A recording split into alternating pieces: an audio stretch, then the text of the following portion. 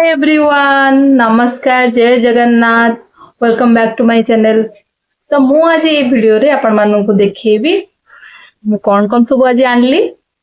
Daily wear चप्पल आनली, आउ गोटे तारिणी वस्त्रालय साड़ी आनली। तारिणी वस्त्रालय फुल वीडियोटा आपण आ पर वीडियो रे देखिबे, माने एक्चुअली कौन कौन सब मु एक्सप्लोर करछि और कौन कौन सब आनिछि। बेसी तो कॉटन साड़ी सब देखिछि, तो एई वीडियो रे देखि दियंतु मु कौन कौन सब आनिछि।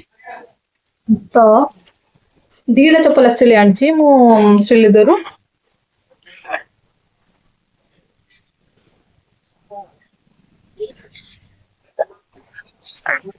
एटा होछि फास्ट चप्पल। एटा ता प्राइस बहुत अफोर्डेबल थिला, 425 थिला। एटा ऑफिस वेयर पे बहुत बढ़िया लागला मते, तो मने आसली। आ सेकंड वन होछि एटा, जोडा भी से 430 भलिया थिला। डेली यूज पे कौन अच्छी, डेली यूज पे किसी भी केतरा चप्पल किनले भी भल लगे। तो एटा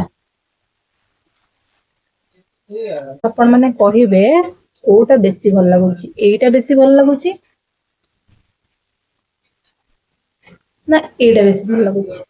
दीटा अंक लाइट पिंक अछि, एटा टिके बोधे पिस्टल कलर अछि, एटा लाइट पिंक अछि।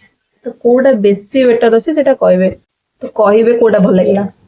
देन मु आनली गोटे तारिणी वस्त्रालय गोटे शाढ़ीटा आनली, ता सहित ब्लाउज फ्लाउज आनिछि। कॉटन शाढ़ी अछि, एटा से कॉटन शाढ़ीटा। एटा एटा थिला केते, आपण मानू भल लागुची ताले मते कहिबे केते प्राइस पड़ला, एग्जैक्ट प्राइस मु कहिबे। एटा से ब्लाउजटा मते मेरून मिसा रेड कलर आनिया थिला, बट सेटा मिललानी, तो मु एटा ही नेकी आसली। एतिकी मो शॉपिंग कली। हाँ, आउ दी चारटा जिनस आनली, जो छोट छोट जिनस गुड़ाक जमती लिप बाम आनली। तापरे हमर देखि दोछि आपण मन सहित शेयर करिया कोन अछि। लिप बाम आनली, आउ अलता आनली जोडा मो मम्मी कर दरकार थिला।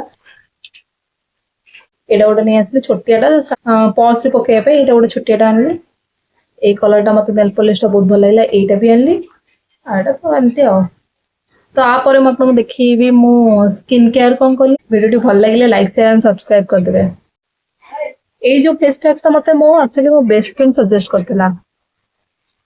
एटा जत्ते बेले आपण बाहर को जाउचंती, टैन तो होउची, से टैन हटेया पई एई पैक को आपण यूज कर परबे। एथरे बेसन, हळदी, रोज वाटर मु मिसेची। आपण चाहिले महू भी यूज कर परबे। मो पाखरे महू आज अवेलेबल नथला, तो मो एई पैक को यूज कर दोची। ताको हाथ गोड़ रे भी लगे परबे। जिते भी टैन हेइथिबो से सब टैन टाको हटे देबो। आपको सुखिया पे छाड़ देबे 15-20 मिनिट, तापर धोई देबे। अपन तो देखिबे मोर होची कोन ग्लो देखा होची 10-15 मिनिट परे। तो after face wash Cola glow आसी देखंतु।